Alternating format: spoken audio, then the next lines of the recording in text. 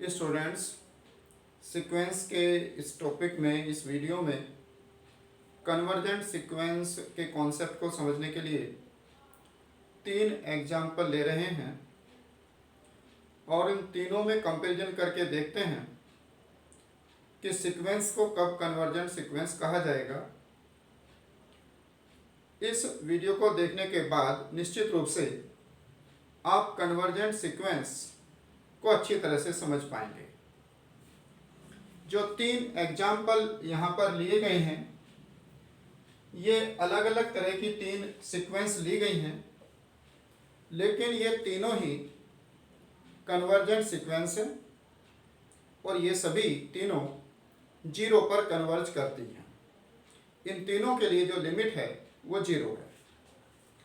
जो first example यहाँ पर है, जिसमें जनरल टर्म 1/n है, ये एक मोनोटॉनिक सीक्वेंस है, क्योंकि जैसे जैसे हम इसमें आगे चलते हैं सीक्वेंस की जो टर्म्स हैं वो डिक्रीजिंग ऑर्डर में हैं।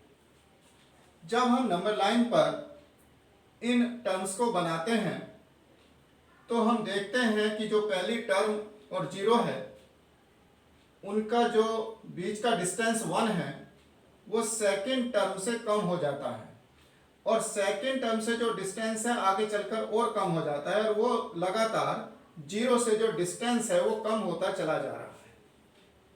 तो जैसे हम सीक्वेंस की टर्म्स में आगे लिखते जाते हैं वैसे वैसे ही हम 0 के पास चलते चले जाते हैं, लेकिन कभी भी हम इस 0 को क्रॉस करके नेगेटिव साइड पर नहीं जा सकते, क्योंकि यहाँ पर जो हम n ले रहे हैं वो नेचुरल नंबर है, तो हमें कभी भी इसमें आगे जाकर के कोई नेगेटिव टर्म नहीं मिलेगी। इट मीन्स हम चाहे कितनी भी टर्म्स सीक्वेंस के लिखते रहें, ये 0 को क्रॉस करके आगे नेगेटिव साइड पर नहीं जाने वाली है।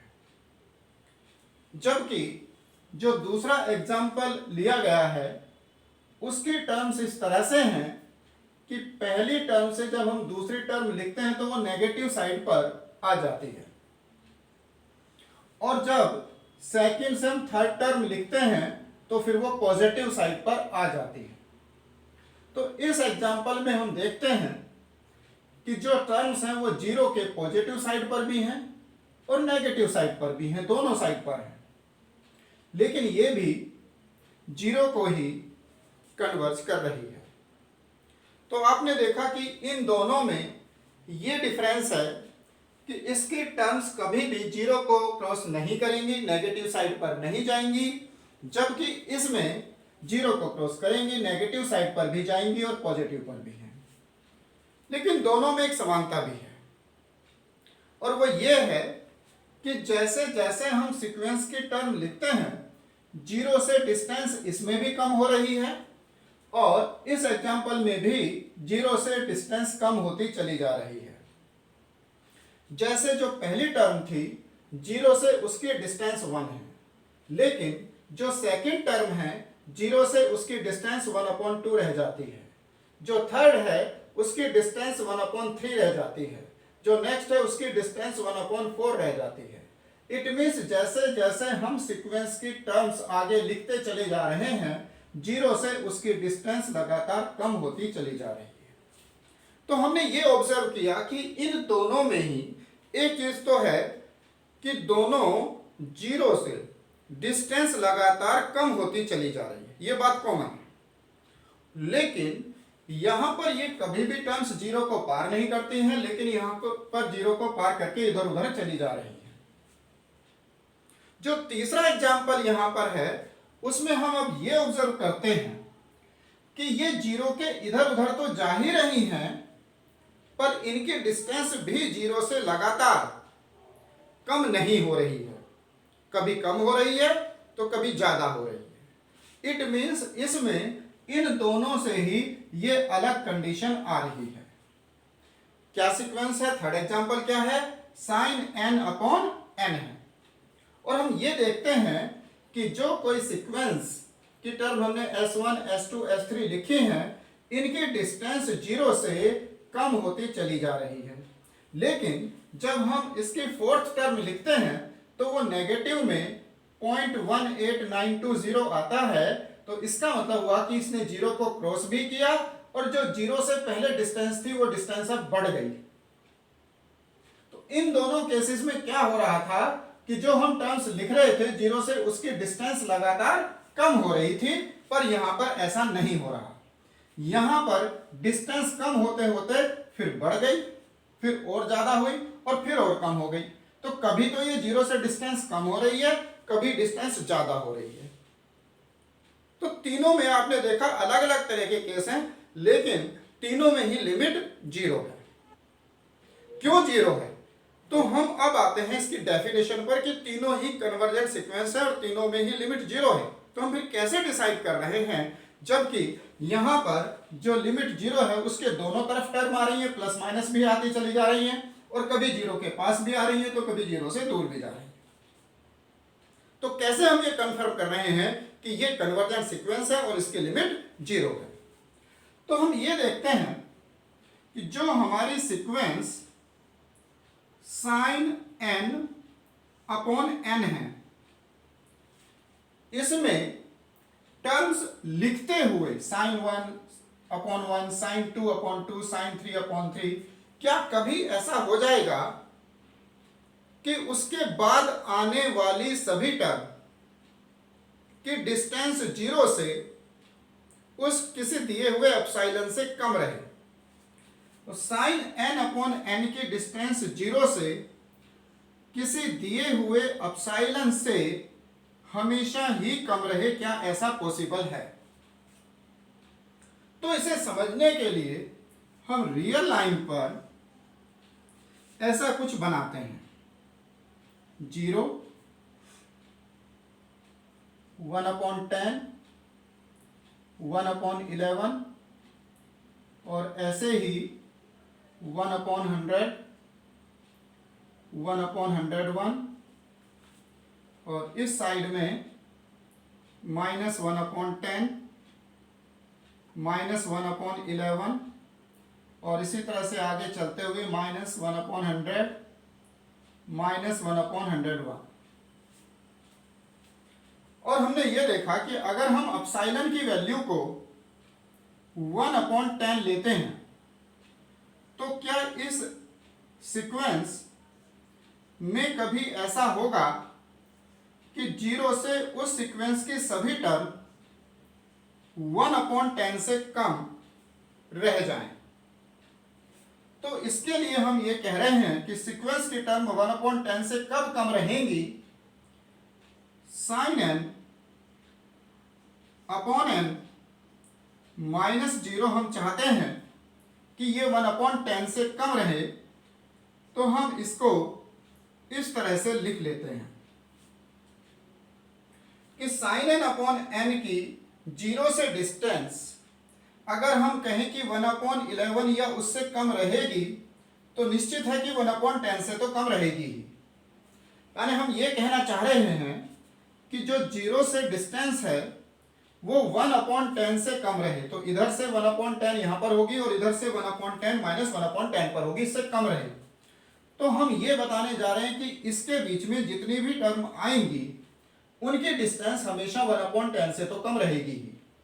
तो क्या हम ये निश्चित बता पाएंगे कि किसी निश्चित टर्म के बाद सीक्वेंस में जितनी भी टर्म होंगी वो हमेशा इन दोनों के बीच में ही आएंगी? तो वो तब हो पाएगा जब हम इसमें n की value greater than equal to 11 लेंगे।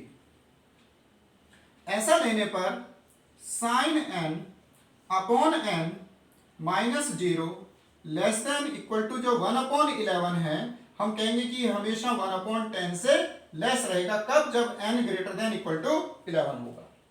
इसको हम ऐसे भी कह सकते हैं कि जो साइन n है किसी भी n के लिए इसकी वैल्यू -1 से लेकर +1 तक होगी। अब इसमें जब हम n से तीनों को डिवाइड करते हैं तो ये बनता है sine n upon n less than equal to 1/n। यानी सीक्वेंस की जो सभी टर्म है वो इन दोनों के बीच में आ रही हैं और हम ये चाहते हैं कि n को लिया जाए 11। तो जब n को 11 या 11 से ज़्यादा लिया जाएगा तो ये कंडीशन कुछ ऐसे बनेगी।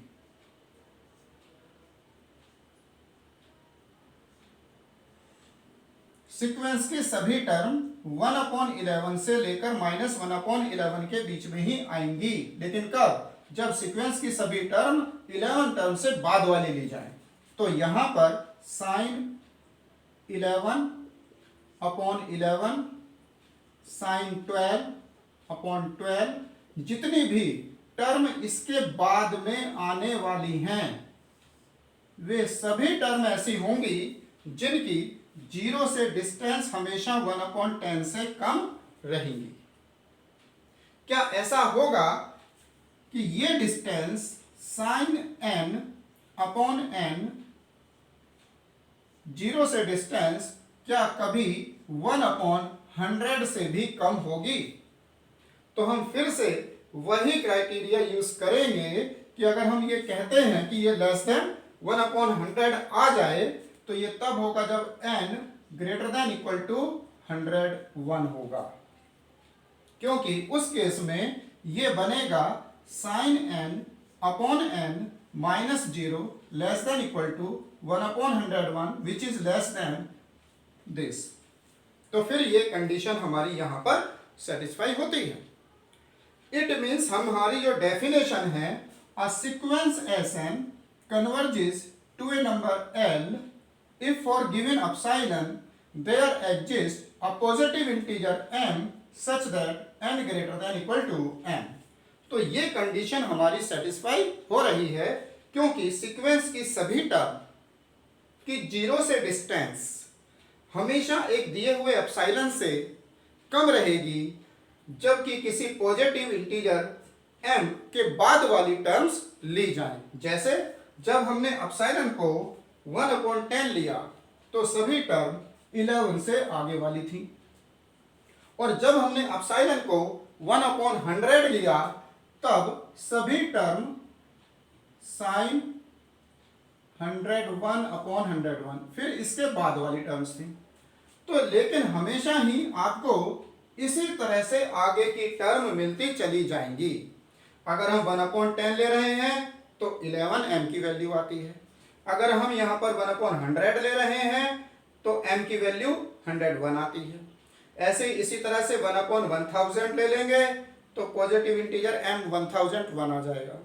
तो जैसे जैसे हम एप्सिलॉन की वैल्यू को कम कर रहे हैं हमें एक पॉजिटिव इंटीजर m मिल रहा है।